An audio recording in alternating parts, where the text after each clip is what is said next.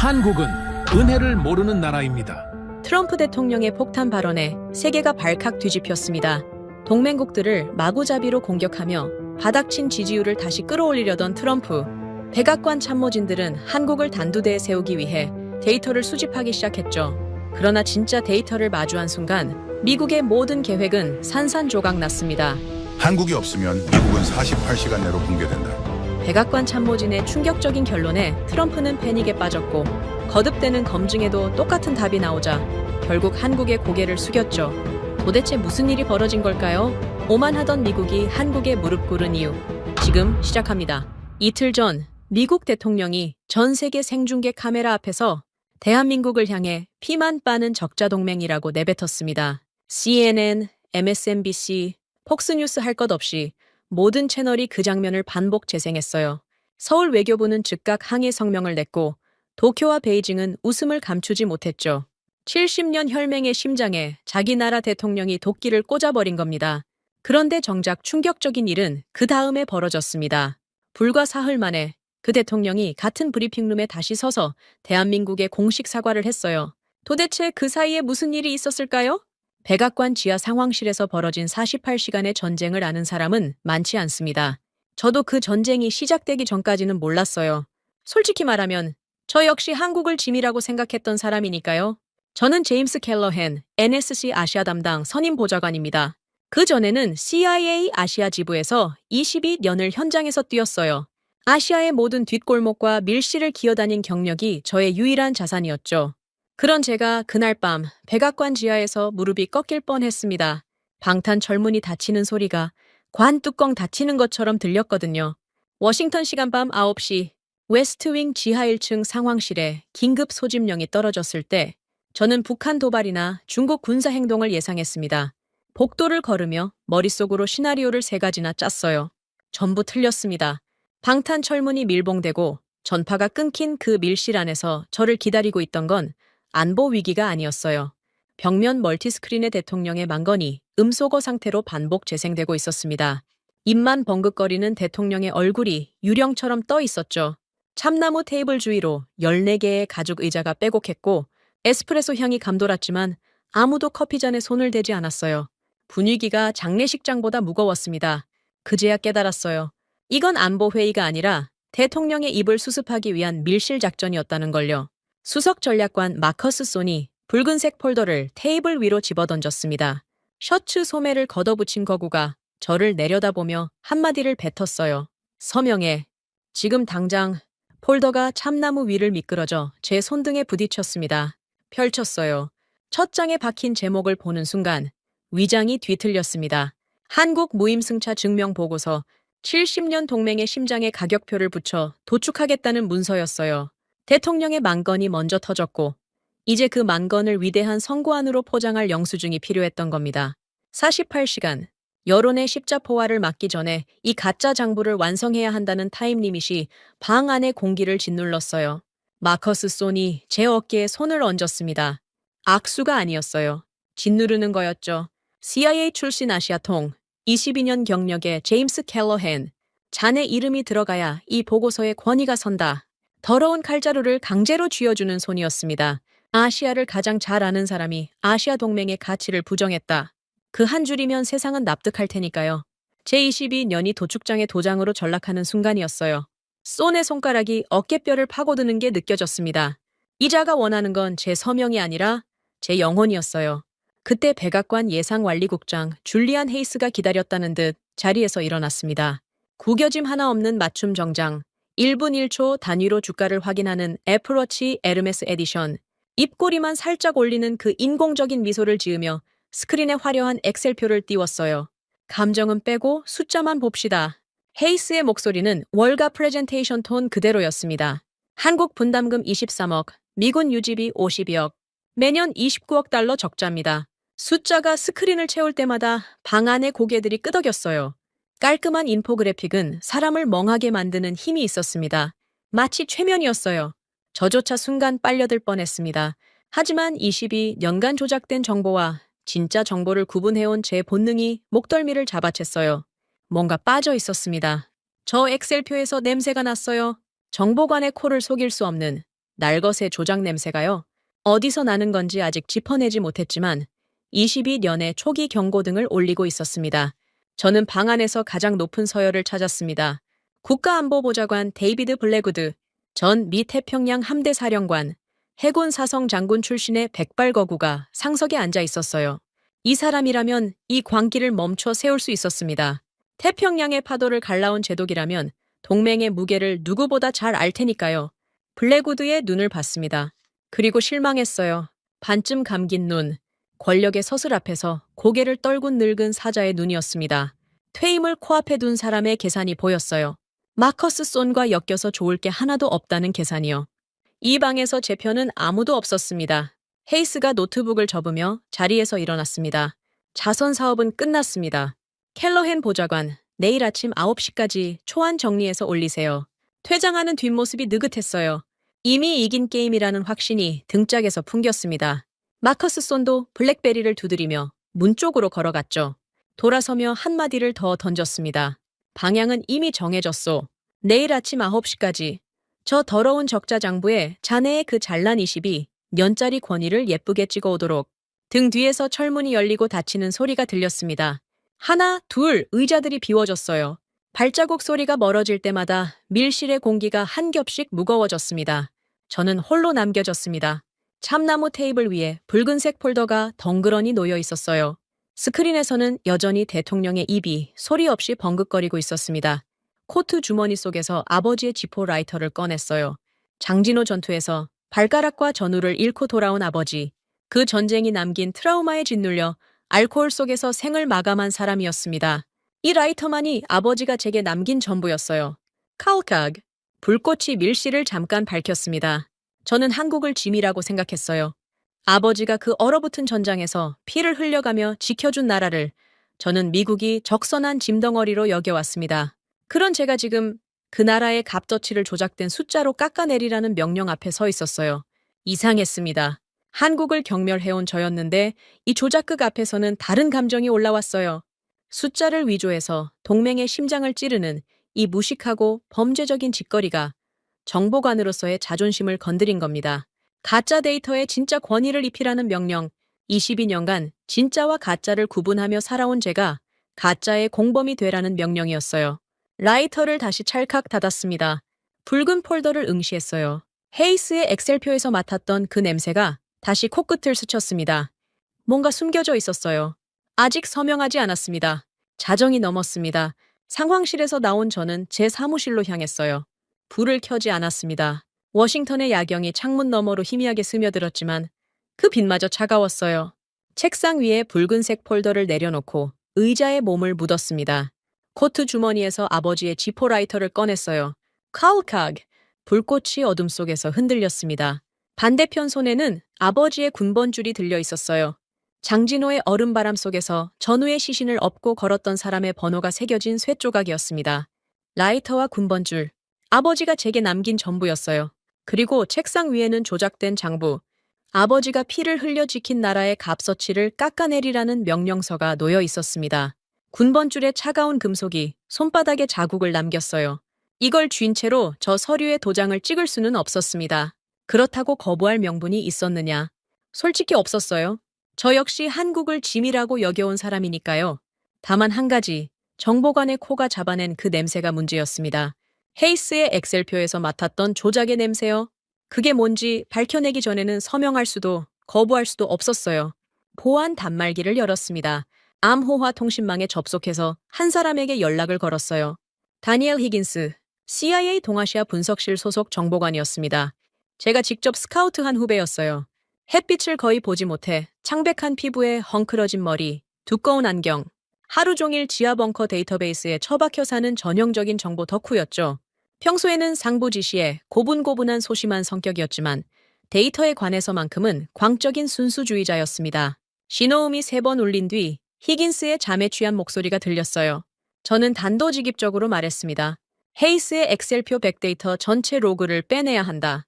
수정 이력, 삭제 이력, 숨김 처리 항목까지 전부. 수화기 너머로 히긴스가 침을 삼키는 소리가 들렸어요. 백악관 예산관리국장의 내부 파일에 손을 대라는 지시였으니까요. 잠깐의 침묵이 흘렀습니다.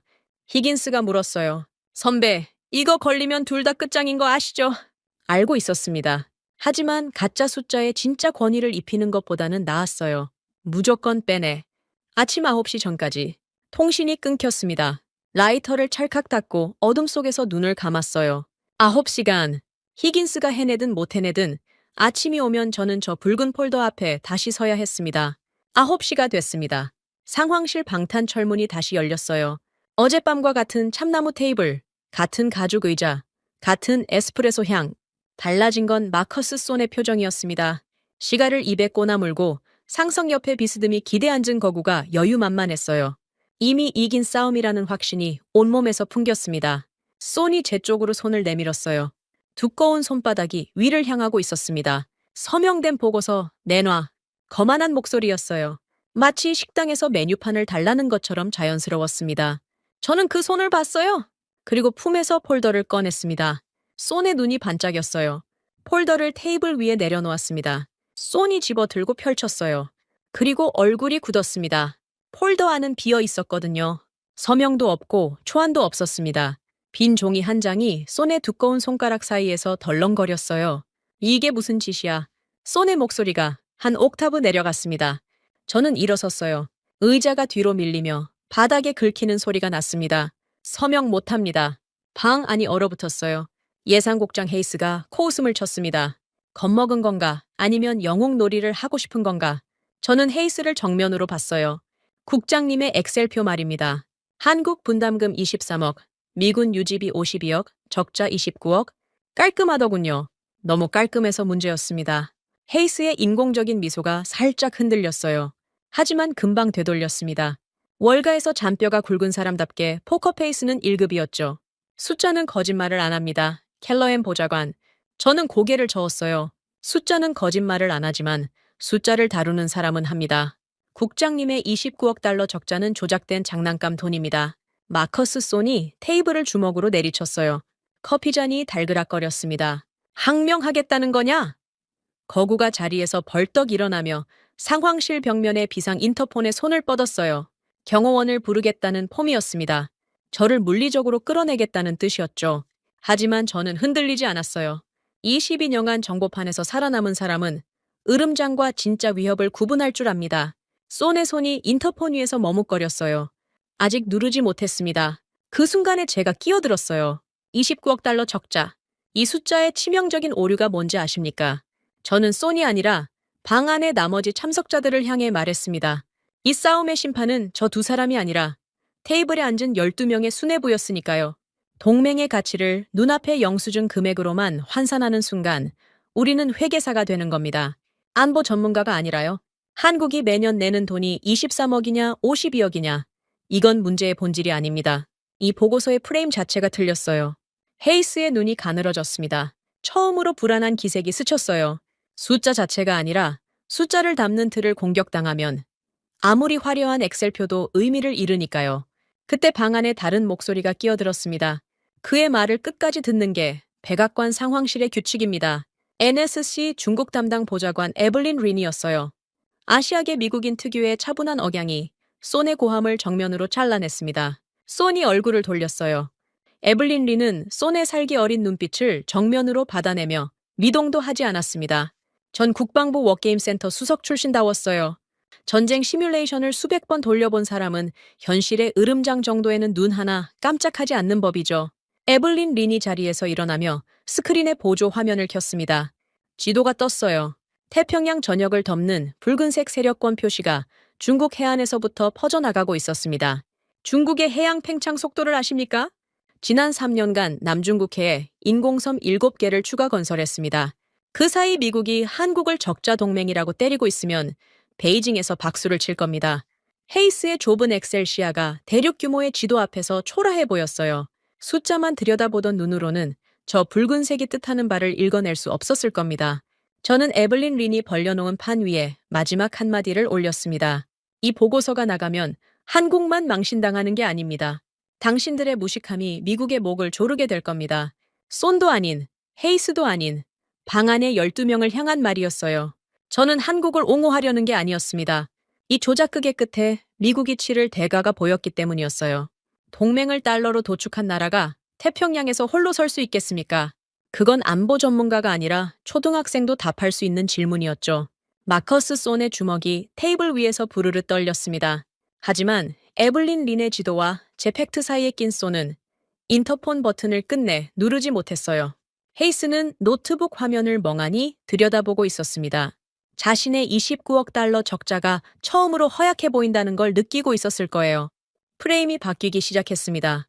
이 보고서의 첫 줄은 우리가 70년간 이 작은 나라를 얼마나 오판했는지에 대한 처절한 반성문이 될 수도 있었어요. 하지만 반성문을 쓰려면 증거가 필요했습니다. 헤이스의 엑셀표 뒤에 숨겨진 진짜 숫자가요. 히긴스에게 맡긴 백데이터 추출이 아직 오지 않았어요. 단말기를 확인했습니다. 수시남은 비어 있었어요.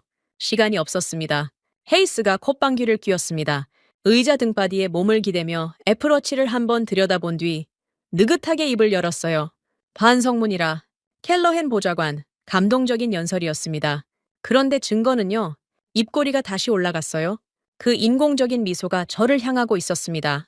증거도 없이 주둥이만 살았다는 건 월가에서는 사기꾼이라고 부릅니다. 여기서도 마찬가지예요. 방 안에 12명이 저를 봤습니다. 어젯밤 프레임을 뒤흔들어 놓긴 했지만 프레임만으로는 숫자를 이길 수 없었어요. 헤이스의 29억 달러 적자가 스크린에 여전히 떠 있었고 그 숫자를 부술 실탄이 제 손에는 없었습니다. 마커스 손이 팔짱을 끼고 코웃음을 쳤어요. 어젯밤의 당황은 온데간데 없고 다시 사냥꾼의 여유를 되찾은 표정이었습니다. 어디 한번 증거를 대보라고. 켈러헨. 손의 목소리에는 확신이 묻어 있었어요. 저한테 증거가 없다는 걸 알고 있었던 겁니다. 그 순간이었습니다. 제 보안 태블릿에서 진동이 울렸어요. 한 번이 아니라 연속으로 3번. 최고 등급 암호화 통신의 수신 알림이었습니다. 화면을 켰어요. 발신자는 히긴스였습니다. 파일명이 눈에 들어왔어요. CIA 로우 데이터 패키지? 히긴스가 해낸 겁니다. 밤새 지하 벙커에서 백악관 예산관리국의 방화벽을 우회해 헤이스의 엑셀표 원본 코드를 통째로 빼낸 거였어요.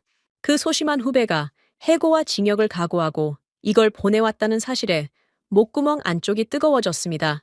하지만 감정을 드러낼 시간이 없었어요. 태블릿을 들고 일어섰습니다. 증거가 없다고 하셨습니까? 저는 헤이스를 정면으로 봤어요. 그리고 태블릿을 상황실 메인 스크린 연동 포트에 꽂았습니다. 칼칵! 접속음이 울렸어요. 헤이스의 미소가 처음으로 얼어붙었습니다. 뭘 하는 겁니까? 제가 대답하기도 전에 메인 스크린이 전환됐어요. 헤이스의 화려한 인포그래픽이 밀려나고 그 아래에 숨어있던 엑셀, 파일의 원본 코드가 날 것 그대로 화면을 채웠습니다. 행과 열, 수정 이력, 삭제 로그, 화장을 지운 맨 얼굴이 드러난 거였어요. 헤이스가 소스라치게 놀라며 의자에서 벌떡 일어났습니다. 내 개인 파일에 무슨 짓이야? 맞춤 정장의 어깨가 부르르 떨렸어요. 월가에서 단련된 포커페이스가 마침내 갈라지는 순간이었습니다. 헤이스가 스크린 쪽으로 돌진했어요. 연동 포트에서 태블릿을 뽑아내려는 거였죠. 저는 한 발 앞서 엔터키를 눌렀습니다. 여유롭게요. 마우스 클릭 하나에 전쟁의 판도가 바뀌는 순간이었으니까요. 스크린이 한번 깜빡였습니다. 그리고 헤이스가 교묘하게 숨김 처리해 두었던 탭 하나가 붉은색으로 화면 전체를 덮었어요. 탭 이름은 인다이렉트 서포트, 간접 지원이었습니다. 숨겨져 있던 행들이 하나씩 펼쳐지기 시작했어요.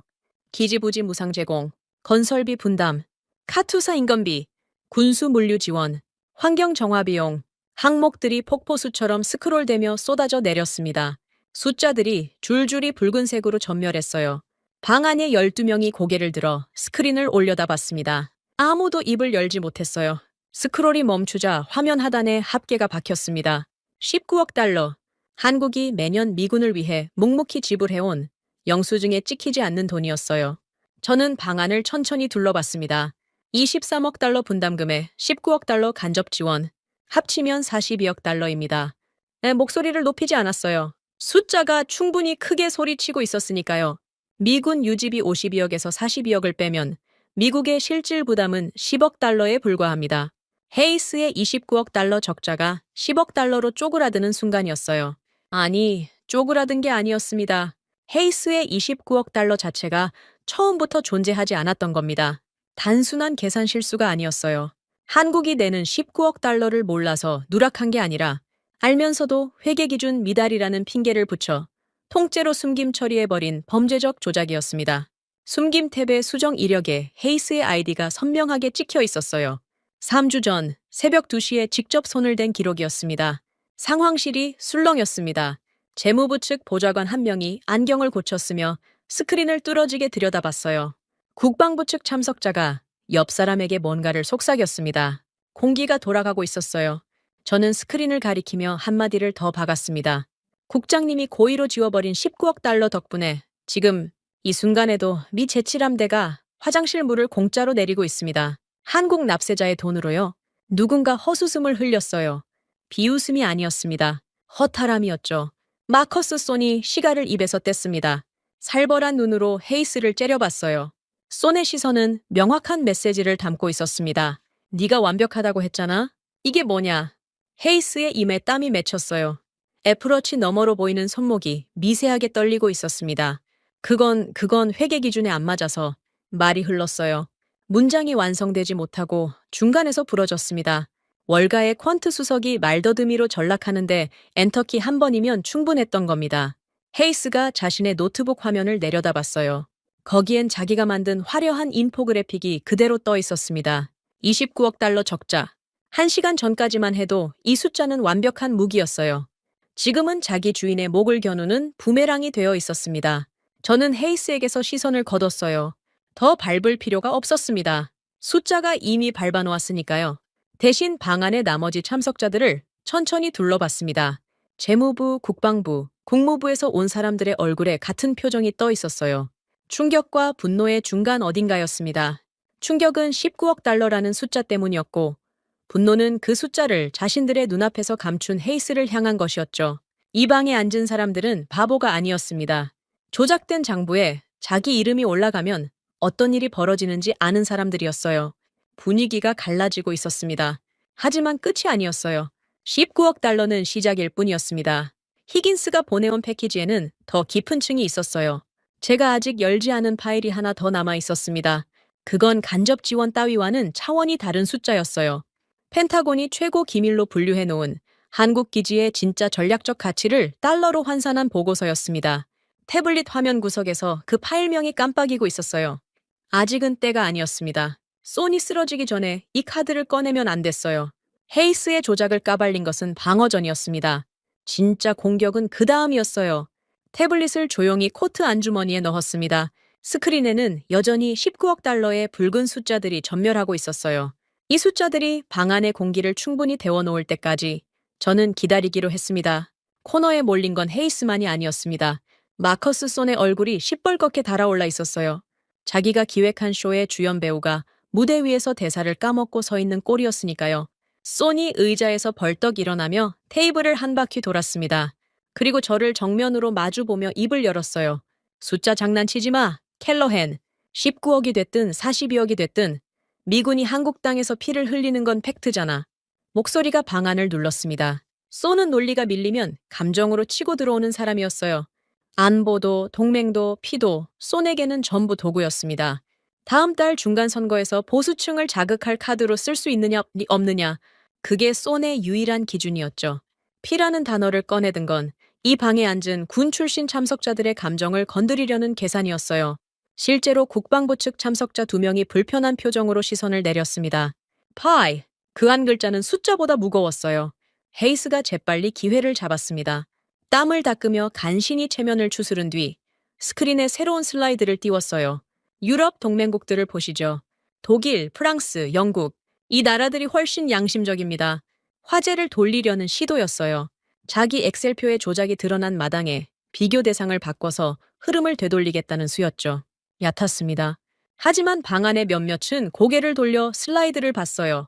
유럽이라는 단어에는 묘한 권위가 붙어 있었으니까요. 나토, 대서양 동맹, 자유세계의 보루. 그런 이미지가 자동으로 따라붙는 이름이었습니다. 저는 코트 안주머니에서 접힌 서류 한 묶음을 꺼냈습니다. 어젯밤 사무실에서 준비해 둔 것이었어요. 히긴스의 데이터만으로는 부족할 수 있다는 걸 알고 있었거든요. 숫자를 부수려면 더 큰 숫자가 필요했고 그 숫자는 이미 존재하고 있었습니다. 미 국방부 자체 감사 보고서, 글로벌 방위비 분담 비율을 국가별로 정리한 공식 문서였어요. 기밀도 아니고 조작도 아니고 펜타곤 감사실이 직접 만든 숫자였습니다. 서류를 테이블 한가운데 내리꽂았어요. 태그! 소리가 방 안에 울렸습니다. 유럽이 양심적이라고 하셨습니까? 저는 태블릿으로 보고서의 핵심 그래프를 메인 스크린에 띄웠어요. 막대 그래프가 나란히 섰습니다. 독일 33%, 나토 평균 28%, 프랑스 25%, 영국 31%, 비루한 숫자들이 화면 왼쪽에 옹기종기 모여 있었어요. 헤이스가 방금 양심적이라고 치켜쓴 나라들의 성적표였습니다. 독일이 33%, 나토 평균이 28%입니다. 헤이스 국장님 말씀대로라면 이 나라들이 모범생이어야겠죠. 저는 잠깐 멈췄어요. 그리고 엔터키를 한 번 더 눌렀습니다. 화면 오른쪽에서 붉은색 막대가 솟아올랐어요. 다른 나라들의 막대를 전부 합쳐도 발끝에 미치지 못하는 거대한 기둥이었습니다. 스크린 상단을 뚫고 올라갈 기세였어요. 그 위에 박힌 숫자 80%. 대한민국. 방 안이 조용해졌습니다. 숨소리마저 멈춘 것 같았어요. 독일의 2배가 넘었습니다. 나토 평균의 3배에 가까웠어요. 헤이스가 양심적이라고 추켜쓴 유럽 모범생들을 전부 합산해도 한국의 저 붉은 막대 앞에서는 난쟁이였습니다. 마커스 손이 그래프를 노려봤어요. 입술이 실룩거렸습니다. 저 그래프 출처가 어디 찌라시냐. 예상했던 공격이었어요. 숫자로 못 이기면 출처를 물어뜯는 겁니다. 정치판에서 가장 흔한 수법이었죠. 저는 테이블 위에 내려놓은 서류를 손가락으로 톡 두드렸습니다. 미 국방부 감사실 공식 감사 결과입니다. 손 전략관님, 손의 입이 닫혔어요. 국방부 감사실이라는 5글자가 출처 공격을 원천 차단해버린 겁니다. 제가 만든 자료도 아니고 한국이 만든 자료도 아니었어요. 미합 중국 국방부가 자기 돈으로 자기 감사관을 시켜 만든 숫자였습니다. 이걸 찌라시라고 부르려면 미국 국방부 전체를 찌라시로 격하해야 했어요. 손이 그걸 못할 사람은 아니었지만 이방의 군 출신이 절반인 상황에서는 자살 행위였죠. 에블린 린이 기다렸다는 듯 자리에서 일어났습니다. 거기서 끝이 아닙니다. 린의 손이 태블릿 위를 미끄러졌고 스크린 보조 화면에 새로운 데이터가 떴어요. 태평양 조기경보 위성작전 로고였습니다. 미 인도태평양 사령부의 정보 수집 체계도가 화면을 채웠어요. 한반도에서 뻗어나가는 파란색 선들이 태평양 전역을 거미줄처럼 덮고 있었습니다. 린이 도표 중앙을 가리켰어요. 미 인도태평양 사령부 정보 수집의 67%가 한국 기지에 의존하고 있습니다. 오산, 평택, 군산, 이 세 기지가 없으면 태평양의 눈과 귀가 멀어집니다. 67%. 방 안에 군 출신 참석자들이 동시에 등을 고추 세웠어요. 이 숫자가 뭘 의미하는지 민간인보다 훨씬 정확하게 아는 사람들이었으니까요. 린이 한 발 더 나갔습니다. 손 전략관님이 말씀하신 피해 문제로 돌아가죠. 미군이 한국에서 피를 흘린다고 하셨습니다. 그런데 한국 기지가 제공하는 정보 자산 덕분에 태평양 전역에서 미군의 피가 얼마나 덜 흘러왔는지는 계산해 보셨습니까? 손이 감정으로 꺼낸 피라는 카드를 린이 데이터로 뒤집어 버린 거였어요. 피를 줄여주는 게 바로 한국이라는 역설이었습니다. 손의 얼굴이 돌처럼 굳었어요. 블랙우드가 움직였습니다. 지금까지 상석에서 반쯤 감은 눈으로 방관하던 백발의 거구가 턱을 괴고 에블린 린의 브리핑을 들여다보고 있었어요. 고개가 천천히 끄덕여졌습니다. 1번, 2번, 크지 않은 움직임이었지만 이 방에서 가장 높은 서열의 고개가 끄덕이는 건 전혀 다른 무게를 가졌어요. 블랙우드는 전 미 태평양 함대 사령관이었습니다. 태평양의 모든 항로와 기지를 자기 손바닥처럼 아는 사람이었어요. 67%라는 숫자가 허풍인지 팩트인지 이 방에서 가장 정확하게 판단할 수 있는 사람이었죠. 그 사람이 끄덕이고 있었습니다. 저는 블랙우드의 눈을 봤어요. 어젯밤과 달랐습니다. 반쯤 감겨있던 눈이 열리고 있었어요. 아직 입은 열지 않았지만 시선의 온도가 바뀌었습니다. 헤이스가 넋이 나간 채 자신의 노트북 화면을 내려다보고 있었어요. 29억 달러 적자. 1시간 전까지 자기 출세의 발판이었던 숫자가 지금은 자기 무덤의 비석처럼 보였을 겁니다. 80%의 분담률과 67%의 정보 의존도. 이 두 숫자 앞에서 헤이스의 엑셀표는 장난감이 됐어요. 헤이스가 고개를 들지 못했습니다. 스크린을 올려다볼 용기가 없었던 거예요. 저는 방 안을 천천히 둘러봤습니다. 대한민국은 무임승차자가 아닙니다. 목소리를 높이지 않았어요. 이 방에서 가장 조용한 목소리가 가장 멀리 닿는다는 걸 22년 동안 배웠으니까요. 가장 비싼 티켓을 끊고 우리 버스의 엔진까지 공짜로 고쳐주는 나라입니다. 그걸 적자라고 부르는 건 무식한 게 아니라 범죄입니다. 마커스 손의 주먹이 테이블 위에서 부르르 떨렸어요. 하지만 입을 열지 못했습니다. 80%와 67%, 미국 국방부가 만든 숫자와 미 인도태평양 사령부의 작전 로그가 양쪽에서 손을 짓누르고 있었거든요. 하지만 저는 알고 있었습니다. 이것으로는 끝나지 않는다는 걸요. 쏘는 숫자로 지면 감정으로 지면 권력으로 치고 들어오는 사람이었어요. 다음 수가 뭘지 뻔했습니다. 협박이었죠. 태블릿 안주머니에서 아직 열지 않은 파일이 깜빡이고 있었어요. 187억 달러. 히긴스가 목숨 걸고 보내온 펜타곤 최고 기밀이었습니다. 이 카드를 꺼낼 타이밍은 소니 마지막 발악을 시작한 뒤여야 했어요. 먹이가 완전히 지칠 때까지 기다렸다가 동맥에 조용히 꽂아 넣는 겁니다. 22년간 배운 유일한 전투 방식이었습니다. 마커스 소니 의자 등바디를 두 손으로 움켜쥐었습니다. 손가락 관절이 하얗게 변했어요. 논리에서 밀렸고, 숫자에서 밀렸고, 출처에서 밀렸습니다. 남은 건 하나였어요. 소니 입을 열었습니다. 그래봤자 한국은 종속국이야. 목소리가 낮아졌어요. 오히려 고함보다 위험한 톤이었습니다. 미군 철수 카드로 협박하면 알아서 길 거라고. 80%를 내든 90%를 내든 우리가 나가겠다고 하면 무릎 꿇을 나라야. 방 안의 공기가 얼어붙었어요. 소의 말이 틀렸다고 즉각 반박할 수 있는 사람은 이 방에 많지 않았습니다. 미국이라는 이름이 가진 무게가 있었으니까요. 70년간 세계를 지배해온 제국의 자부심, 그 자부심이 만들어낸 착각이 이 방 안에도 공기처럼 차 있었어요. 한국이 돈을 많이 내는 건 인정하겠다. 하지만 결국 을은 을이다.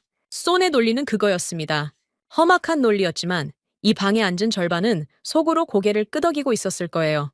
그때 제 보안 단말기에서 소리가 울렸습니다. 보통 알림음이 아니었어요. 최고 등급 시큐리티 경고음, 레드 얼러트였습니다. 날카로운 전자음이 참나무 벽을 때리며 방 안을 찢었어요. 14명의 시선이 동시에 제 단말기로 쏠렸습니다. 저도 놀랐어요. 이 소리는 국가안보 최상위 위협이 감지됐을 때만 울리는 경보였거든요. 화면을 켰습니다. 발신자를 확인하는 순간 심장이 한 박자 멈췄어요. 히긴스였습니다. 그 소심한 후배가 상부의 발언 통제망과 감청망을 정면으로 뚫고 펜타곤 1급 기밀을 백악관 상황실 한가운데로 직통 전송해버린 겁니다. 해고가 아니라 군사법정에 설 수도 있는 행위였어요. 히긴스가 미쳤다는 생각과 히긴스가 대단하다는 생각이 동시에 머리를 때렸습니다. 마커스 소니 경고음의 의미를 알아차렸어요. 정치꾼이었지만 백악관에서 잔뼈가 굵은 사람이었으니까요. 레드 얼러트가 울린다는 건 최고 기밀급 정보가 이 방 안으로 들어왔다는 뜻이었습니다. 소의 얼굴에서 혈기가 빠져나갔어요. 뭐야 그건. 당장 꺼. 저는 대답하지 않았습니다. 패스워드를 입력했어요. 생체 인식과 이중 암호가 풀리는데 3초가 걸렸습니다. 그 3초 동안 소니 달려들 수도 있었지만 이 방에 앉은 12명의 시선이 손을 잡아두고 있었어요. 모두가 보고 있는 앞에서 물리력을 행사하면 손 자신이 끝장이라는 걸 손도 알고 있었습니다. 메인 스크린이 암전됐습니다. 이 초간 완전한 어둠이었어요. 그리고 화면 중앙에 붉은색 도장이 선명하게 박혔습니다. 탑 시크릿, 펜타곤 최고 기밀 마크였어요. 방 안의 공기가 바뀌었습니다. 아까까지의 논쟁이나 감정 싸움과는 차원이 달랐어요. 이 도장이 찍힌 문서가 이 방에 뜬다는 건 누군가의 경력이 끝났거나 끝날 거라는 뜻이었으니까요. 소니 의자를 박차고 일어났습니다. 너 미쳤어, 켈러헨. 그건 1급 기밀이야. 스크린 당장 꺼. 거구가 스크린 쪽으로 돌진했어요. 제 팔을 잡아채며 연동 포트에서 태블릿을 뽑아내려 했습니다. 저는 손의 팔을 쳐냈어요. 22년간 CIA 현장에서 단련된 손이었습니다. 책상 위에 서류를 정리하던 손이 아니라 어둠 속에서 정보를 빼내고 추적을 따돌리던 손이었어요. 손의 두꺼운 손가락이 허공을 잡았습니다. 저는 흔들림 없이 스크린을 향해 섰어요. 문서가 열렸습니다. 첫 페이지 상단에 펜타곤 전략 시뮬레이션이라는 표제가 박혀 있었어요. 읽기 시작했습니다. 시나리오 1. 주한미군 철수 시 대만 유사사태 대응 시뮬레이션.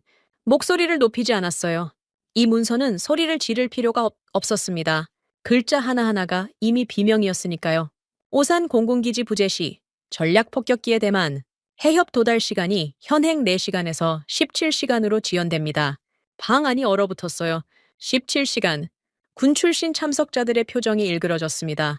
전쟁에서 13시간의 공백은 도달 지연이 아니라 괴멸이었거든요. 그 사이에 대만 해협은 잿더미가 됩니다. 그걸 모를 사람은 이 방에 없었어요. 문서에 스크롤이 내려갔습니다. 시나리오 3. 한국 기지 없이 태평양 방어선을 유지하려면 괌과 하와이에 대체 시설을 건설해야 한다는 분석이 이어졌어요. 건설 기간 최소 8년. 그 8년 동안 태평양의 서쪽 절반은 사실상 무방비 상태가 됩니다. 중국이 그 8년을 가만히 앉아서 기다려줄 거라고 믿는 사람이 이 방에 있었을까요? 스크롤이 계속 내려갔어요. 그리고 마침내 멈췄습니다. 화면 중앙에 숫자가 하나 박혀 있었어요. 붉은색 볼드체로 강조된 그 숫자를 보는 순간 방 안에 누군가가 의자 팔걸이를 움켜쥐는 소리가 들렸습니다. 한국 기지 대체 비용 연간 187억 달러. 숨을 헐떡이는 소리가 들렸어요. 헤이스였습니다. 자기 엑셀표에 29억 달러 적자로 한국을 도축하려던 사람이 187억 달러라는 숫자 앞에서 다리가 풀려 의자에 주저앉았어요. 29억을 아끼려다 187억을 날리게 되는 겁니다. 동전 하나 줍겠다고 고개를 숙였다가 지갑을 통째로 떨어뜨리는 꼴이었어요. 헤이스의 입이 벌어졌다 닫혔다를 반복했습니다. 소리가 나오지 않았어요. 월가에서 수천억 달러를 굴리던 퀀트 수석이 187억이라는 숫자의 언어 능력을 상실한 거였습니다. 방 안의 나머지 12명도 다르지 않았어요. 재무부 보좌관이 안경을 벗고 눈을 비볐습니다. 국방부 측 참석자 2명이 동시에 등을 의자에 기대며 천장을 올려다봤어요. 숫자가 너무 컸습니다. 29억의 적자라면 행정적으로 조정할 수 있는 범위였어요. 하지만 187억은 차원이 달랐습니다. 미국 국방 예산의 상당 부분을 갈아 넣어야 하는 금액이었어요. 한국을 잘라내면 돈을 아낄 수 있다는 헤이스의 논리가 한국을 잘라내면 파산한다는 역설로 뒤집힌 겁니다. 10초간 아무도 입을 열지 못했어요. 참나무 벽에 둘러싸인 밀실 안에서 187억이라는 숫자만이 붉은 빛으로 숨을 쉬고 있었습니다. 저는 천천히 방 안을 둘러봤어요. 그리고 입을 열었습니다. 대통령께 가서 똑똑히 전하십시오. 마커스 손을 봤어요. 손의 눈이 충혈되어 있었습니다. 10억 달러 삥땅 치려다 187억 달러짜리 파산 선고를 받게 될 거라고요. 손이 이를 악물었어요. 목에 핏줄이 붉어졌습니다. 하지만 반박하지 못했어요. 펜타곤의 탑 시크릿 도장이 찍힌 시뮬레이션 결과를 부정하려면 펜타곤 자체를 부정해야 했으니까요. 미 국방부가 자기 돈으로 자기 분석관을 시켜 자기 기밀 등급을 매겨 만든 문서였습니다. 출처를 물어뜯을 이빨이 남아있지 않았어요. 에블린 린이 팔짱을 끼고 스크린을 올려다봤습니다. 표정에 감정이 없었어요. 린은 한국에 대한 개인적 애정이 없는 사람이었습니다. 체스판 위의 말을 감정으로 평가하지 않는 것처럼 린에게 한국은 태평양 전략의 핵심 자산이지 동정의 대상이 아니었어요. 하지만 그렇기 때문에 더 냉정한 결론을 내릴 수 있었습니다. 린이 스크린의 숫자를 가리키며 입을 열었어요. 오산 기지가 없으면 대만 해협은 17시간 안에 잿더미가 됩니다. 그 피를 누가 마실 겁니까? 시선이 손에게 꽂혔어요. 손이 1시간 전에 꺼낸 피라는 카드가 다시 한번 부메랑이 되어 돌아온 거였습니다. 한국을 자르면 미국의 피가 더 많이 흐른다. 손이 세운 논리의 토대가 완전히 무너졌어요. 손은 대답하지 못했습니다. 블랙베리를 주머니에 넣었다 뺐다 하며 시선을 바닥에 고정했어요. 처음으로 손의 거구가 작아 보였습니다. 블랙우드가 상석에서 미동도 하지 않은 채 스크린을 응시하고 있었어요. 백발 아래 감추어진 눈동자가 187억이라는 숫자를 읽고 또 읽고 있었습니다. 아직 입을 열지 않았어요. 하지만 어젯밤의 블랙우드와는 달랐습니다. 반쯤 감긴 눈이 아니었어요. 완전히 열린 눈이었습니다. 태평양의 파도를 갈라온 제독의 눈이 돌아오고 있었어요. 저는 그 시선의 변화를 놓치지 않았습니다. 블랙우드가 움직이면 이 방의 판이 뒤집힙니다. 문제는 언제 움직이느냐였어요. 187억 달러의 충격이 가라앉지 않았습니다. 10초가 지나고 20초가 지나도 아무도 입을 열지 못했어요. 참나무 벽에 둘러싸인 밀실 안에서 붉은 숫자만이 스크린 위에서 맥박처럼 전멸하고 있었습니다. 에스프레소가 식어가는 냄새와 땀 냄새가 뒤섞였어요. 저는 이 침묵이 제 편이라는 걸 알고 있었습니다. 숫자가 충분히 무거우면 침묵이 가장 강력한 연설이 되니까요. 그 침묵을 깬 건 마커스 손이었습니다. 예상했어요. 손은 침묵을 견디지 못하는 사람이었거든요. 침묵은 통제력의 부재를 의미했고 통제력을 잃는 것은 손에게 죽음과 같았습니다. 손이 의자를 박차고 일어났어요. 테이블 위에 커피잔을 집어들었습니다. 그리고 던졌어요. 커피잔이 참나무 테이블 위에서 산산조각 났습니다. 갈색 액체가 서류 위로 튀었어요. 누군가 의자를 뒤로 빼며 몸을 피했습니다. 소니 테이블을 돌아 제 쪽으로 돌진했어요. 거구의 그림자가 제 위로 덮쳤습니다. 손의 손이 제 옷깃을 움켜쥐었어요. 셔츠 단추가 하나 뜯겨나가며 바닥에 굴렀습니다. 손의 입이 제 귀에 바짝 붙었어요. 속삭임이었습니다. 방 안에 다른 사람들에게 들리지 않을 만큼 낮은 목소리였어요. 하지만 그 낮은 목소리가 고함보다 더 날카로웠습니다. 자네 딸 스탠퍼드 학비 말이야. 켈러헨, 연간 8만 달러지. 퇴직연금도 아깝지 않나. 심장이 쿵 내려앉았어요. 딸의 이름이 이 밀실에서 나올 줄은 예상하지 못했습니다. 소니 계속 속삭였어요. 기밀 유출 반역죄로 엮어버리면 평생 감방이다. 자네 딸이 졸업장 받기 전에 면회실에서 아버지를 만나게 될 거야. 제 옷깃을 쥔 손의 손에서 천이 느껴졌어요. 뜨거웠습니다. 분노가 아니라 공포의 열기였을 겁니다. 손도 두려웠던 거예요. 187억 달러가 이 방을 나가는 순간 자기 경력이 끝장이라는 걸 알고 있었으니까요. 저는 손의 눈을 정면으로 봤습니다. 22년간 CIA 현장에서 살아남은 사람은 협박의 무게를 재는 법을 압니다. 손의 협박은 진짜였어요. 실행할 능력도 있었습니다. 백악관 수석 전략관이라는 자리는 그 정도의 칼을 휘두를 수 있는 위치였거든요. 딸의 얼굴이 스쳤습니다. 캠퍼스를 걷는 모습. 지난 크리스마스에 보내온 사진. 가슴이 조여왔어요. 잠깐이었습니다. 이 초도 안 되는 동요였지만 손은 그걸 놓치지 않았어요. 손의 입꼬리가 올라갔습니다. 먹잇감의 약점을 잡았다는 포식자의 미소였어요. 저는 손의 손을 거칠게 쳐냈습니다. 옷깃에서 손의 손가락이 풀렸어요. 한 발 뒤로 물러선 뒤 코트 안주머니에서 봉투 하나를 꺼냈습니다. 흰 봉투였어요. 아무 장식도 없는 표준 규격 봉투. 안에는 종이 한 장이 들어 있었습니다. 저는 그 봉투를 테이블 위에 내려놓았어요. 손 앞이 아니라 테이블 한가운데였습니다. 방 안의 모든 시선이 볼 수 있는 위치였어요. 그게 뭔데? 손이 물었습니다. 사직서입니다. 방 안이 조용해졌어요. 손의 미소가 얼어붙었습니다. 제목은 잘라도 좋습니다. 저는 손이 아니라 방 안전체를 향해 말했어요. 연금도 가져가십시오. 딸 학비도 신경 쓰지 않겠습니다. 하지만 한 박자 멈췄어요. 스크린에 187억 달러를 가리켰습니다. 이 숫자는 교차 검증이 끝난 팩트입니다. 제가 만든 게 아니라 펜타곤이 만든 숫자예요. 저를 잘라도 이 숫자는 사라지지 않습니다. 손의 협박이 겨냥한 건 저였어요. 제 연금, 제 딸, 제 자유, 전부 제 것이었습니다. 하지만 187억 달러는 제 것이 아니었어요. 펜타곤의 숫자였고, 미합 중국의 숫자였고, 이 방에 앉은 14명 전원의 숫자였습니다. 저를 제거해도 숫자는 남아요. 손이 칼을 겨눈 대상이 잘못됐다는 걸 방 안에 모두가 알아차렸습니다. 손의 얼굴이 시뻘겋게 달아올랐어요. 코트 안주머니에서 한 가지를 더 꺼냈습니다. 낡은 편지 봉투였어요. 가장자리가 누렇게 바랜 종이 아버지의 참전 편지였습니다. 장진호의 얼음 속에서 어머니에게 보낸 도착하지 못한 편지였어요. 펜으로 눌러 쓴 글씨가 반세기가 넘도록 남아 있었습니다. 편지를 테이블 위에 올려놓았어요. 사직서 옆에요. 사직서와 참전 편지. 제 미래와 아버지의 과거가 나란히 놓였습니다. 저도 과거엔 오만했습니다. 목소리가 흔들리지 않도록 이를 악물었어요. 한국을 짐이라고 생각했어요. 아버지가 피 흘려 지킨 나라를 미국이 적선해준 짐덩어리로 여겨왔습니다. 방 안이 조용했어요. 하지만 데이터 앞에서는, 피 묻은 역사 앞에서는 오만할 자격이 누구에게도 없습니다. 저에게도 당신에게도요. 손의 눈을 정면으로 봤어요. 손의 눈빛이 흔들렸습니다. 처음 보는 흔들림이었어요. 분노가 아니라 당혹이었습니다. 자기 무기가 통하지 않는 상대를 만난 짐승의 눈이었어요. 헤이스가 움직였습니다. 미친 듯이 스마트폰을 꺼내 어딘가에 전화를 걸기 시작했어요. IT 부서입니까? 상황실 메인 서버 당장 셧다운 시키세요. 지금 당장이요? 목소리가 갈라져 있었어요. 비명에 가까웠습니다. 스크린에 187억 달러를 이 방 안에서 지워버리겠다는 마지막 발악이었어요. 논리로 안 되면 물리적으로 증거를 없애겠다는 거였죠. 헤이스의 손이 부들부들 떨렸습니다. 전화기를 잡고 있는 손가락이 하얗게 질려 있었어요. 그 순간 의자 하나가 뒤로 밀리는 소리가 났습니다. 에블린 린이었어요.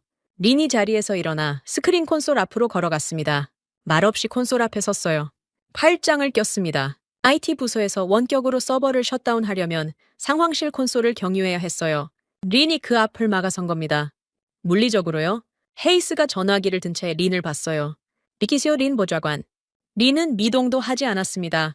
이 스크린은 백악관 상황실의 공식 브리핑 장비입니다. 정당한 브리핑 중에 일개 국장이 서버를 내릴 권한은 없어요. 차분한 목소리였어요. 하지만 그 차분함 뒤에 강철이 있었습니다. 전 국방부 워게임센터 수석의 강철이었어요. 그리고 놀라운 일이 벌어졌습니다. 재무부 측 보좌관 한 명이 자리에서 일어났어요. 말없이 린의 옆으로 걸어가 콘솔 앞에 나란히 섰습니다. 뒤이어 국방부 측 보좌관이 한 명 더 일어났어요. 같은 자리, 같은 자세, 콘솔 앞에 3명이 벽을 만들었습니다. 항명이었어요. 백악관 예산관리국장의 명령을 정면으로 거부하는 경력을 걸어야 하는 행위였습니다. 하지만 3사람의 등 뒤에는 187억 달러가 붉은빛으로 빛나고 있었어요. 저 숫자가 사라지면 안 된다는 판단을 3사람이 독립적으로 내린 거였습니다. 마커스 손이 씩씩대며 방안을 노려봤어요. 주먹이 부르르 떨렸습니다. 권총이라도 뽑을 기세였어요. 하지만 손의 시선이 방안을 한 바퀴 돌았을 때 손이 본 건 저기가 아니라 고립이었습니다. 1시간 전만 해도 이 방의 주인이었던 사람이 지금은 자기 편을 찾지 못하고 서성이고 있었어요. 헤이스의 엑셀표는 산산조각이 났고 협박은 사직서에 부러졌고 서버 셧다운은 6탄 방어에 막혔습니다. 논리에서 졌고 힘에서 졌고 명분에서 졌어요. 손에게 남은 건 아무것도 없었습니다. 저는 테이블 위의 사직서와 아버지의 편지를 다시 내려다봤어요. 날 감옥에 보낼 시간에 저 스크린의 숫자를 반박할 단 하나의 로그 기록이라도 찾아오시지. 손을 향한 마지막 말이었습니다. 손이 저를 노려봤어요. 하지만 입을 열지 못했습니다. 반박할 로그가 없다는 걸 손도 알고 있었으니까요. 187억 달러는 펜타곤의 숫자였습니다. 미합 중국 국방부가 자기 기밀 등급을 매겨 만든 분석 결과를 부정하려면 펜타곤보다 더 큰 권위가 필요했어요. 이 방에 그런 권위를 가진 사람은 단 한 명이었습니다. 상석에 앉은 백발의 거구, 국가안보보좌관 데이비드 블랙우드였어요.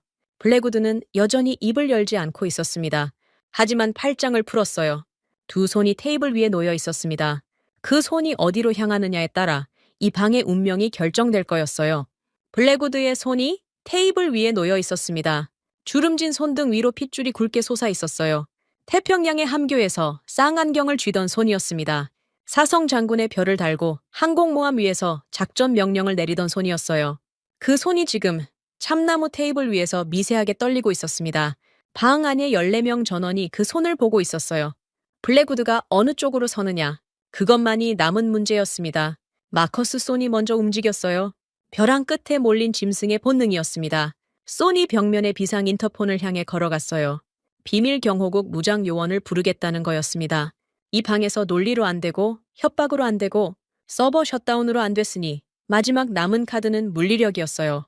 무장 요원을 불러 저와 에블린 린을 끌어내고 스크린을 강제로 차단하고 이 밤에 벌어진 모든 일을 없었던 것으로 만들겠다는 계산이었습니다. 손의 두꺼운 손이 인터폰을 집어들었어요. 수화기가 손의 손에서 장난감처럼 작아 보였습니다. 그때 상석에서 소리가 났어요. 의자가 밀리는 소리였습니다. 나무 다리가 대리석 바닥 위에서 긁히며 낮은 비명을 질렀어요. 블랙우드가 일어나고 있었습니다. 천천히요. 62세의 거구가 상체를 일으키는데 3초가 걸렸어요. 하지만 그 3초가 이 방에서는 영겁처럼 느껴졌습니다. 백발의 노인이 완전히 일어섰을 때 방 안의 공기가 바뀌었어요. 군인의 각이 살아 있었습니다. 제복을 벗은 지 3년이 넘었지만 등줄기의 곧은 선은 사성 장군 시절 그대로였어요. 블랙우드가 인터폰을 쥐고 있는 손을 향해 걸어갔습니다. 느릿느릿한 걸음이었어요. 하지만 한 발 한 발에 무게가 실려 있었습니다.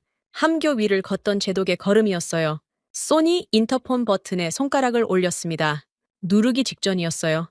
블랙우드가 손의 앞에 섰습니다. 그리고 인터폰 선을 잡았어요. 잡은 게 아니었습니다. 확 뽑아버렸어요. 플러그가 벽면에서 빠지며 짤막한 전자음이 울렸습니다. 인터폰이 죽었어요. 손의 손에 수화기만 덩그러니 남았습니다. 손이 블랙우드를 올려다봤어요. 벙찐 표정이었습니다. 이 방에서 자기보다 서열이 높은 사람은 블랙우드뿐이었어요. 그 블랙우드가 방금 손의 마지막 카드를 물리적으로 끊어버린 거였습니다. 블랙우드가 손에게서 시선을 거뒀어요. 천천히 테이블로 돌아갔습니다. 그리고 헤이스가 만든 29억 달러 적자 보고서를 집어들었어요. 붉은색 폴더에 담긴 서류였습니다.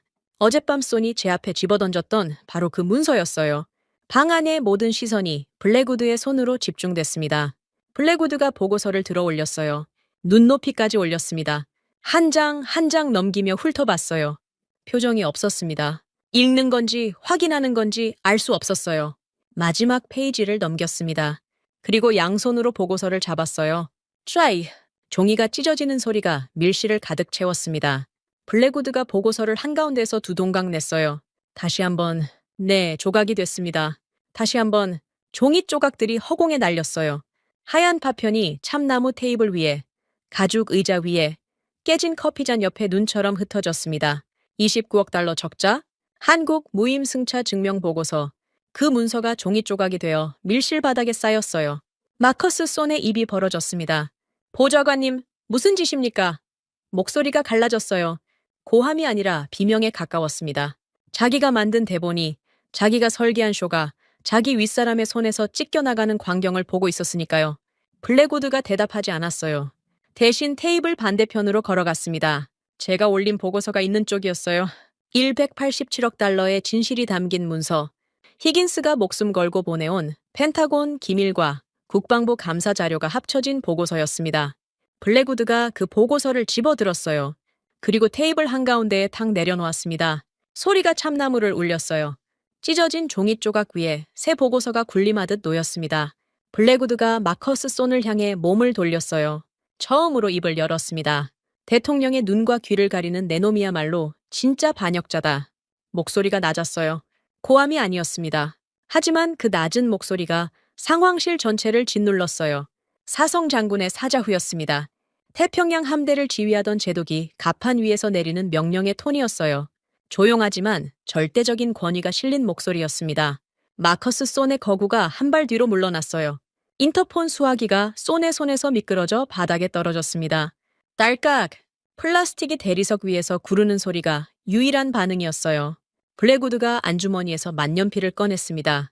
검은 레커에 금색 립이 박힌 만년필이었어요.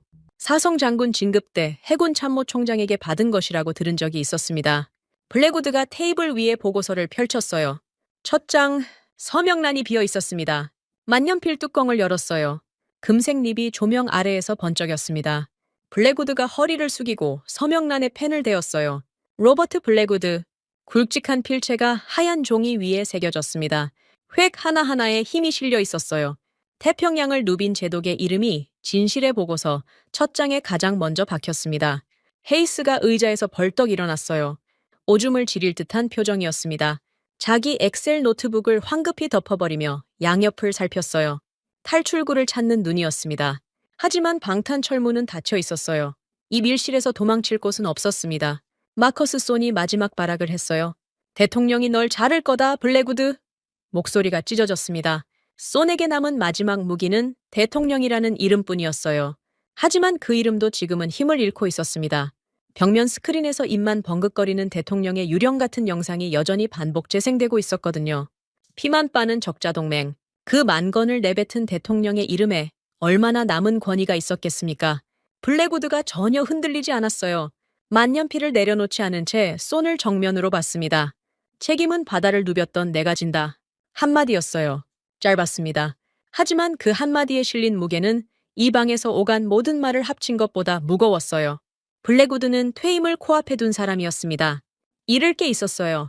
연금도 명예도 편안한 노후도요. 그 모든 걸 걸겠다는 선언이었습니다. 사성 장군 시절의 살기가 블랙우드의 눈동자에서 번쩍였어요. 소니 그 눈빛을 받아내지 못했습니다. 거구의 어깨가 처졌어요. 처음 보는 광경이었습니다. 마커스 손이라는 사람의 어깨가 내려가는 걸 저는 단 한 번도 본 적이 없었거든요. 블랙우드가 만년필 뚜껑을 닫았습니다. 그리고 방 안을 천천히 둘러봤어요. 13개의 얼굴이 블랙우드를 올려다보고 있었습니다. 오늘부로 동맹평가의 기준이 바뀝니다. 블랙우드의 목소리가 상황실에 울렸어요. 분담금이 얼마냐가 아니라 대체할 수 있느냐 없느냐. 그게 새로운 기준이요. 대체 불가성. 블랙우드가 선언한 새로운 룰이었습니다.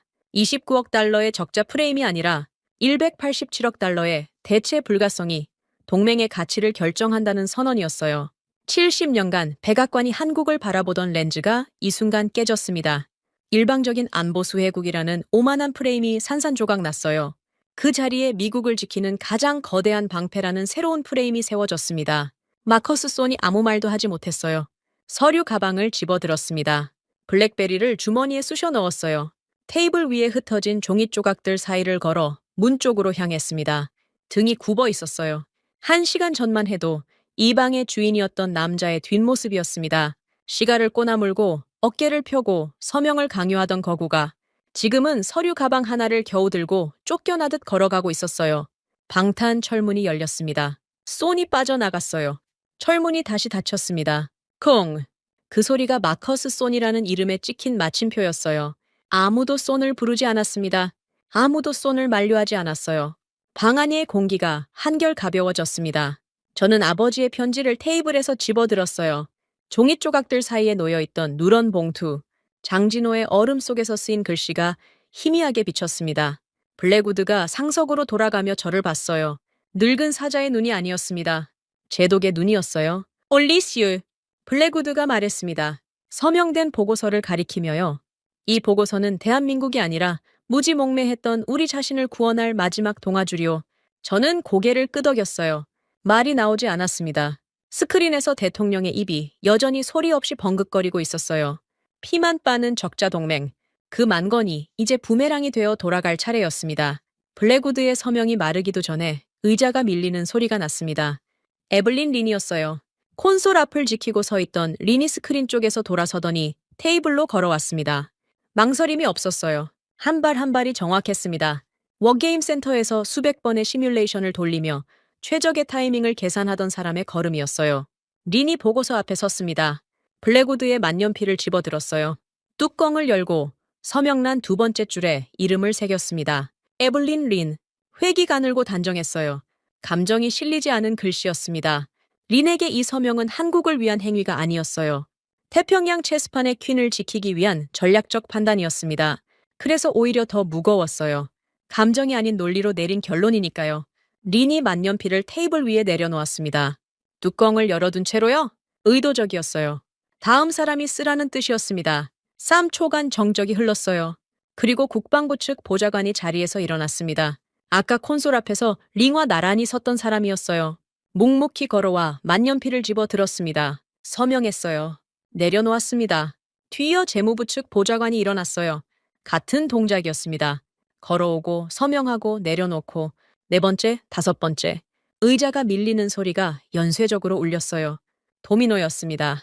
하나가 쓰러지니 다음이 쓰러지고 그 다음이 쓰러졌어요. 아무도 말하지 않았습니다. 발소리와 펜이 종이를 긁는 소리만이 밀실을 채웠어요. 저는 테이블 옆에 서서 그 광경을 지켜봤습니다. CIA 측 보좌관이 서명하고 국무부 참석자가 뒤를 이었어요. 한 명, 두 명, 서명란이 이름으로 채워져 갔습니다. 얼굴들이 달랐어요. 1시간 전만 해도 시선을 피하던 사람들이었습니다. 헤이스의 인포그래픽에 고개를 끄덕이고 손의 고함에 어깨를 움츠리던 사람들이었어요. 그 사람들이 지금 줄을 서서 자기 이름을 걸고 있었습니다. 187억 달러의 무게가 그들의 등을 밀어준 거였어요. 두려움보다 숫자가 컸습니다. 손의 보복보다 진실이 무거웠어요. 그리고 마지막 한 사람이 남았습니다. 줄리안 헤이스. 예산관리국장은 의자에 붙은 채 미동도 하지 않고 있었어요. 노트북을 덮은 손이 테이블 위에서 떨리고 있었습니다. 이마에 땀이 턱을 타고 맞춤 정장깃에 떨어졌어요. 헤이스의 눈이 방 안을 훑었습니다. 도움을 청할 곳을 찾는 눈이었어요. 마커스 손은 이미 떠났습니다. 이 방에 헤이스의 편은 아무도 남아있지 않았어요. 블랙우드가 상석에서 헤이스를 내려다보고 있었습니다. 말하지 않았어요. 시선만으로 충분했습니다. 서명하든가, 이 방에서 쏜처럼 나가든가, 두 개의 선택지만이 헤이스 앞에 놓여 있었어요. 헤이스가 의자에서 일어났습니다. 다리가 휘청거렸어요. 테이블 모서리를 잡고 겨우 중심을 세웠습니다. 월가에서 수천억 달러를 굴리던 퀀트 수석이 자기 다리를 가누지 못하고 있었어요. 보고서 앞에 섰습니다. 만년필을 집어들었어요. 손가락이 심하게 떨렸습니다. 닙이 종이 위에서 미끄러졌어요. 한 글자를 쓰는데 보통 사람의 3배는 걸렸을 겁니다. 줄리안 헤이스. 삐뚤빼뚤한 글씨가 서명란 마지막 줄에 새겨졌어요. 만년필을 내려놓는 순간 헤이스가 중얼거렸습니다. 수치는 정확하니까요. 변명이었어요. 자기가 조작한 29억 달러는 아니고 켈러헨이 들이민 187억 달러가 정확하다는 뜻이었습니다. 살기 위한 굴욕적인 항복이었어요. 누구도 헤이스의 변명에 대답하지 않았습니다. 대답해줄 가치가 없었으니까요. 총 14명, 블랙우드부터 헤이스까지 백악관 안보 수뇌부 전원의 이름이 보고서에 박혔습니다. 저는 마지막으로 서명란을 확인했어요. 빈칸이 하나도 남아있지 않았습니다. 보고서를 덮었어요. 이 문서가 대통령 집무실에 올라가는 순간 대통령은 두 가지 중 하나를 선택해야 했습니다. 14명의 수뇌부가 연명으로 서명한 진실을 받아들이든가 14명을 전원 해임하고 자기 만건을 끝까지 밀고 나가든가 후자를 선택하면 탄핵이었어요. 안보 수뇌부 전원을 날려버린 대통령이 살아남을 수 있는 정치 지형은 지구상에 존재하지 않았습니다. 전송 버튼을 눌렀습니다. 보고서가 암호화되어 대통령 집무실 직통 채널로 올라갔어요. 화면에 전송 완료 표시가 떴습니다. 돌이킬 수 없었어요. 블랙우드가 상석에서 고개를 끄덕였습니다. 한번 무겁게요. 그것이 제독의 승인이었습니다. 저는 스마트폰을 꺼냈어요. 보안 메신저를 열었습니다. 수신자는 히긴스였어요. 지하 벙커에서 밤새 데이터를 빼내고 방화벽을 뚫은 후배에게 두 글자를 보냈습니다. 작전 성공. 전송을 누르는 순간 히긴스가 다음으로 해야 할 일을 떠올렸어요. 아니, 히긴스는 이미 알고 있었을 겁니다. 저와 히긴스는 22년간 같은 판에서 뛴 사람들이었으니까요. 정보판에서 진실이 밀실에 갇히면 죽습니다. 진실이 살아남는 유일한 방법은 밀실 밖으로 나가는 거였어요. 히긴스가 실행했습니다. 187억 달러의 진실이 밀실을 뚫고 나갔어요. 워싱턴 포스트, 뉴욕타임스, CNN, 새벽 뉴스 데스크에 동시다발적으로 전송됐습니다. 해가 뜨자 워싱턴이 뒤집혔어요. 아침 뉴스마다 187억 달러라는 숫자가 헤드라인을 장식했습니다. 대통령의 피만 빠는 적자동맹 발언과 나란히 놓인 그 숫자는 폭탄이었어요. 야당이 먼저 물었습니다. 이 숫자가 사실이냐고요? 사실이었습니다. 펜타곤이 만든 숫자였으니까요. 여당은 대답하지 못했어요. 대답할 수 없었습니다. 언론은 이 사건을 얼라이언스 게이트라고 명명했어요. 70년 동맹을 위조 장부로 도축하려 한 스캔들이라는 뜻이었습니다. 국정조사 청문회가 열렸어요. 의회 상원 군사위원회 대회의실이었습니다. 전국 생중계 카메라가 증인석을 비추고 있었어요. 마커스 손이 증인석에 앉았습니다. 그 거구가 작아 보였어요. 셔츠 소매를 걷어붙이지 않았습니다.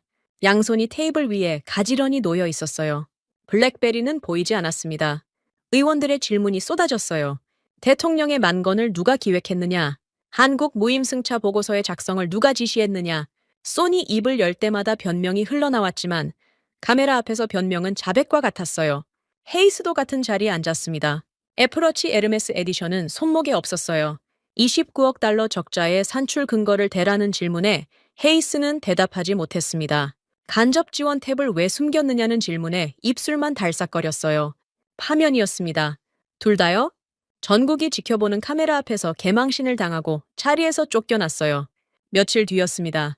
백악관 브리핑룸에 긴급 기자회견이 소집됐어요. 저는 텔레비전으로 지켜봤습니다.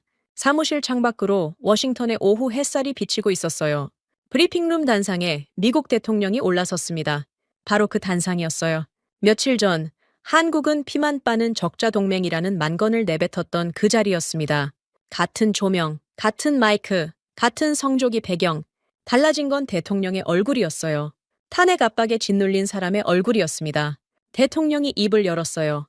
미국의 가장 위대한 맹방, 대한민국에 사과합니다. 고개가 숙여졌어요. 카메라 플래시가 터졌습니다. 셔터 소리가 폭포처럼 쏟아졌어요. 세계 최강국의 대통령이 전 세계가 지켜보는 생중계에서 대한민국을 향해 머리를 숙이는 순간이었습니다. 저는 화면을 껐어요. 의자에 등을 기대고 창밖을 봤습니다. 워싱턴의 일출이 블라인드 사이로 스며들고 있었어요. 며칠간의 밤샘 전투가 끝난 아침이었습니다. 책상 위에 아버지의 편지가 놓여 있었어요. 장진호의 얼음 속에서 어머니에게 쓴 편지, 도착하지 못한 편지, 반세기가 넘도록 접혀있던 누런 종이를 폈습니다. 펜으로 눌러 쓴 아버지의 글씨가 흐릿하게 남아 있었어요. 아버지는 한국의 이름도 정확히 몰랐을 겁니다. 그저 얼어붙은 전장에서 옆에 쓰러진 전우를 업고 걸었을 뿐이에요. 그 피가 70년이 지나 이 밀실까지 흘러왔습니다. 아버지가 피 흘려 지킨 나라가 언젠가 미국을 지킬 거라고 아버지는 생각이나 했을까요? 대한민국은 187억 달러가 아니었습니다. 그 어떤 숫자로도 환산할 수 없는 무게를 가진 나라였어요. 그 나라가 오만한 제국을 굴복시켰습니다. 편지를 다시 접었어요. 가슴 안주머니에 넣었습니다. 훈장처럼요. 아버지의 지퍼 라이터를 꺼냈어요. 칼칵. 불꽃이 워싱턴의 아침 햇살과 겹쳤습니다. 저는 창밖을 보며 오래도록 앉아 있었어요. 여러분, 지금까지 제임스 켈러헨과 한국의 실무진들이 백악관 상황실에서 겪은 일을 함께 하셨습니다. 어떠셨습니까? 29억 달러라는 조작된 적자 장부, 가족의 연금과 스탠퍼드 학비를 담보로 한 비열한 협박, 기밀 유출 반역죄로 평생 감방에서 썩게 하겠다는 폭력적인 권력, 오만한 미국 수뇌부가 대한민국 안보 엘리트에게 들이민 것들입니다. 하지만 켈러헨은 울지 않았습니다. 항의하지 않았습니다. 살려달라고 빌지도 억울하다고 소리치지도 않았습니다. 그는 그저 조용히 사직서를 내려놓고 187억 달러짜리 진실의 보고서를 밀어넣었습니다. 그 결과가 어떻게 됐습니까? 수석 전략관 마커스 소는 청문회에서 전국구 개망신을 당했고 통계 조작범 줄리안 헤이스는 파면당해 백악관에서 쫓겨났습니다. 그리고 미국이 제 손으로 걷어차려던 70년 안보 혈맹은 백악관으로 돌아와 영구적인 대체 불가 기준으로 입각되었고 미국 대통령은 전 세계 생중계 앞에서 대한민국에 사과합니다라는 전례 없는 굴욕적인 조공을 바치며 고개를 숙였습니다. 데이비드 블랙우드 안보보좌관은 파면된 마커스 손을 보며 이렇게 말했습니다. 그들은 감정적인 말을 한마디도 하지 않았습니다. 그저 데이터대로 했을 뿐입니다. 그게 얼마나 무서운 건지 당신들은 끝까지 몰랐죠. 70년 동안 북한의 도발에 맞서 최전방에 서서 안보의 방패를 자처한 사람들. 오산과 평택기지에 19억 달러의 천문학적 비용을 묵묵히 지원하고 이들이 깔아놓은 기반은 단 한 번도 태평양의 방위선 위에서 틈을 보인 적 없는 사람들. 미국은 그 사람들을 달러와 얄팍한 계산기로 굴복시킬 수 있다고 믿었습니다. 강대국의 권력으로 짓누를 수 있다고 생각했습니다. 틀렸습니다. 세상에는 엑셀표와 권력으로 꺾을 수 없는 것이 있습니다. 그리고 그걸 증명한 건 화려한 외교수사도 정치인도 아닌 피와 땀으로 태평양의 방어선을 묵묵히 사수해온 한국의 안보 실무진들이었습니다. 이 이야기가 더 많은 분들께 닿아야 한다고 생각하신다면 지금 영상을 공유해 주십시오. 여러분의 공유가 대한민국 실무진들의 자존심을 세상에 알리는 일이 됩니다. 가슴이 뜨거워지셨다면 댓글에 자부심 3글자만 남겨주십시오. 지금까지 대한민국의 감동을 전하는 감동 유나였습니다. 다음 영상에서 더 재미있고 감동적인 대한민국의 이야기로 찾아뵙겠습니다. 선배님들 좋은 하루 되세요.